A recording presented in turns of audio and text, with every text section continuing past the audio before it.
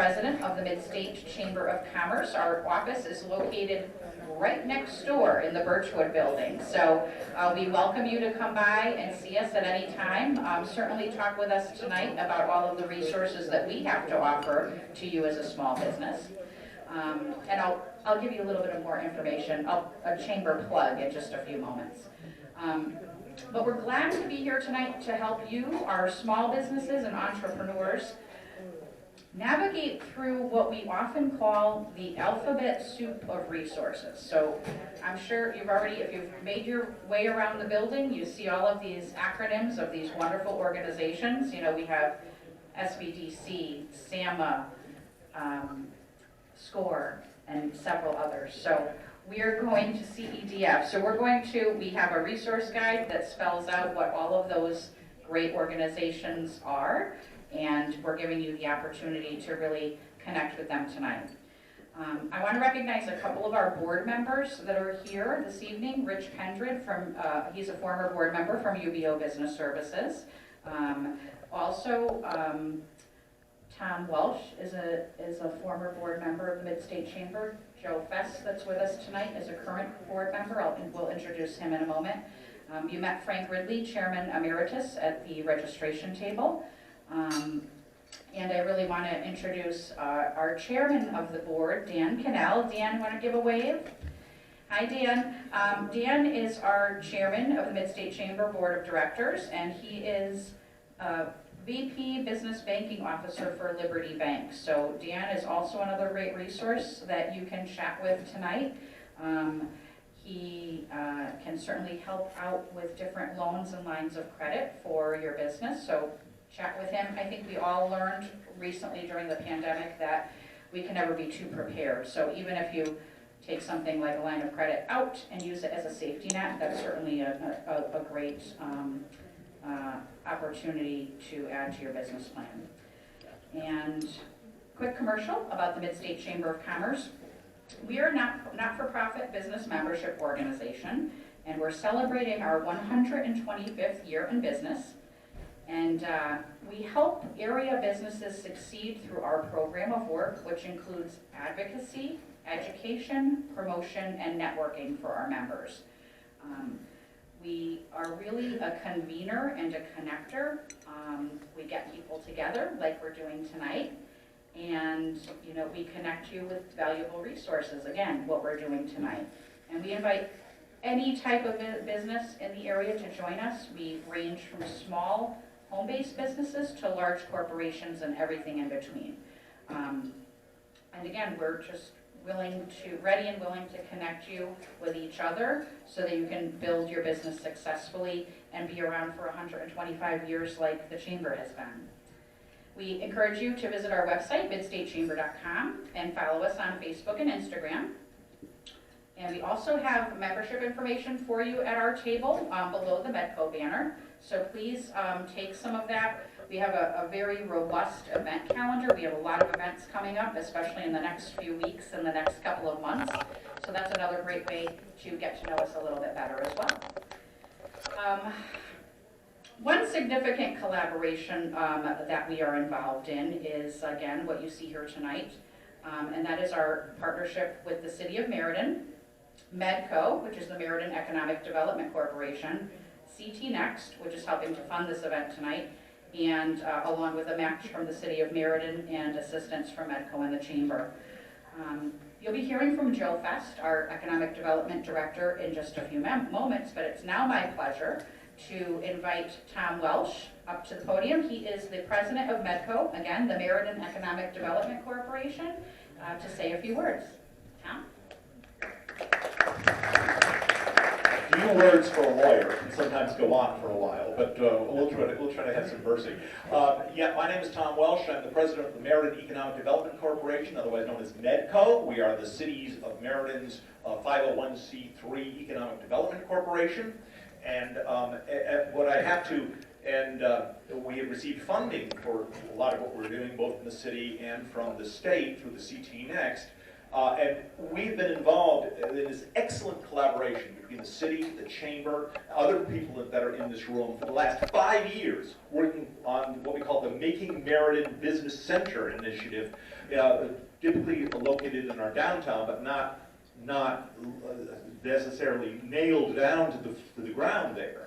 And this was an attempt to really spark the economic renaissance, both of downtown and of the area, realizing that we need some entrepreneurial thinking, we need a co-working environment, and we need to knit together all those resources that we have out there to assist all those folks that do entrepreneurism.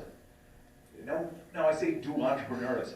Everybody's an entrepreneur. If you're in business, if you stay in business, you've got to be entrepreneurial, right? Whether you're a small business, whether you're the guy in the garage working up the next new invention, everybody is an entrepreneur that's in business. And our intention is to create a network, is to make sure that network is given high profile, to support you all in doing what you do, creating business, taking those risks, creating those new products and services, and in that spirit, we now have proposals pending to actually put a center for this into downtown Meriden, a co-working environment, if you will.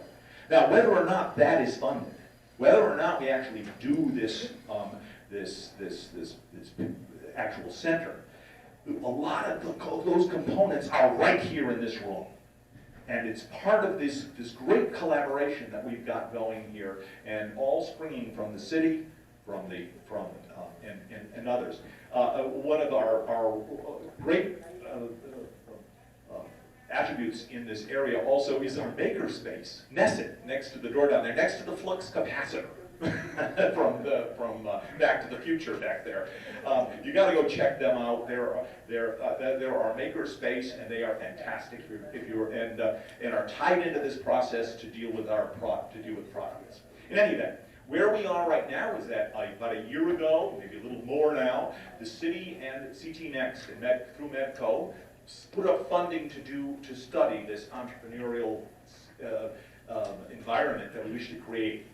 And we engaged Schleidt Works consultants because they had a successful program operating down in Norwich, and he was very much involved with it, as well as formerly being involved in Nesset.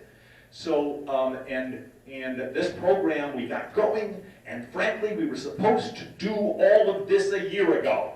And then a little thing came along called COVID.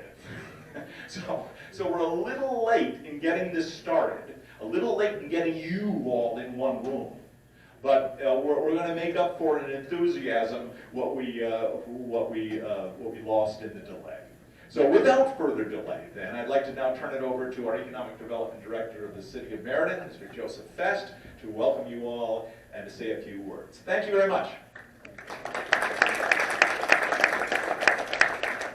Thank you, everyone, and thank you very much for coming tonight. The city is very happy to have you here. We are on the Meriden side of the building, if I am correct, so the Wallingford side is over in that area, but all good. And just for the record, for Tom, that was a very short speech. For those of you who are wondering why he said it was going to be short, he was pretty good about covering all the topics. So, again, thank you for coming here this evening. We have a lot of organizations here that are here to help you. I am a past small business owner of several different ones, and it is a very difficult thing to start a business and wonder how you're going to get through this. Well, we're here to help, and we're here to help all through the process, not just in the beginning and then pat you on the back and say, okay, go ahead, you're all set. No, we're going to keep with funding. We're going to help you do some resources to make sure that you're sticking with your business plan. And you know what? As Tom mentioned, COVID hit. What happened with COVID? Most of the most successful businesses pivoted. You have to be able to change with the times, and we're here to help you figure out what that change might be and what direction you should go into. If it was a restaurant, what do? You're a full-time sit-down restaurant. You can't have people in anymore. Take out. You never did it before. Well, that's a pivot. You have to churn and transfer and do something different to keep your business afloat. And I will say this, I know a lot of owners, they're more worried about their employees.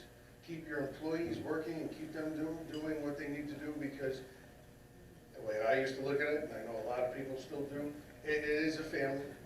You're the head of the family, providing support for all your employees underneath. As long as you're keeping your business open, you can keep those people working and keep those family units, even though it's spread out and intact and do things. But again, we're here tonight to tell you that Meriden is open for business. We want you to come in if you want to start up a new business, and we have locations for you within the city. We have an excellent location that we're looking at doing right now, and Devin will come up in a second and go over some of that stuff. But you know, this to us, it's a good way how to help you start off with a low rent in a small space and utilize a conference room and utilize a mailing center and utilize the person who might be operating a business next to you that could help you do, I don't know, whether it's accounting, whether it's an attorney, whether it's somebody that, you know, a real estate agent that could help you find that next bigger location within Meriden. Notice how I've always been saying within Meriden, we want to bring you back into Meriden, we want to keep you here. That is the idea tonight. But again, thank you very much. And Devin, if you want to come up here and discuss the plan that we've all worked so hard on, and thank you very much for being here.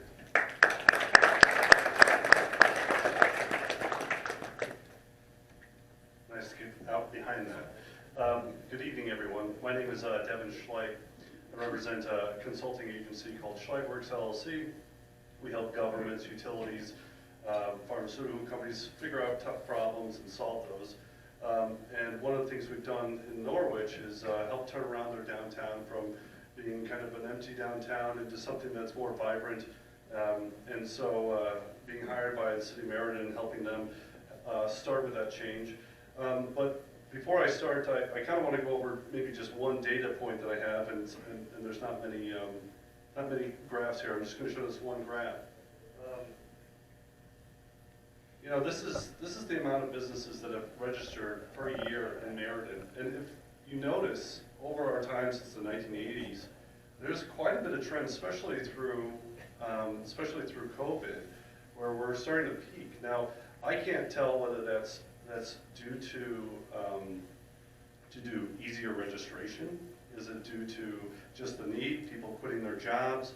And in fact, you started a business in the past 2 or 3 years. I'd love to hear from you tonight and come up to me and tell me about your story as you're going along.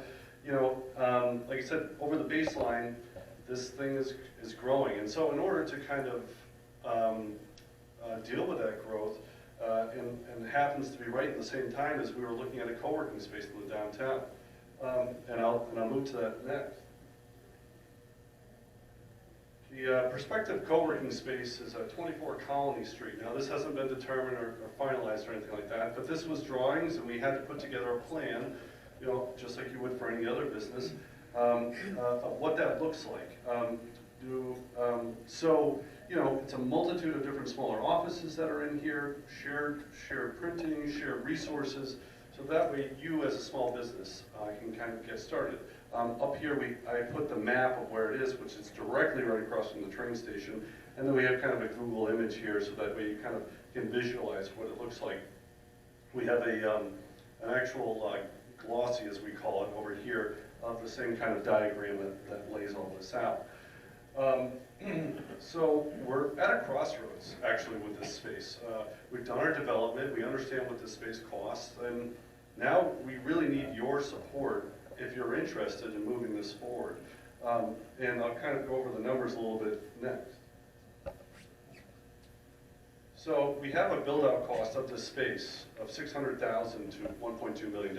It's a range because you have the lower end finishes and the higher end finishes, and given pricing of construction, which I'm sure you're all aware of, it's a little bit all over the place, but that's kind of our estimated build-out cost, and our operating cost per year is between $150,000 and $400,000. Now this would all be an investment that the city of Meriden would have to make in order to make this happen.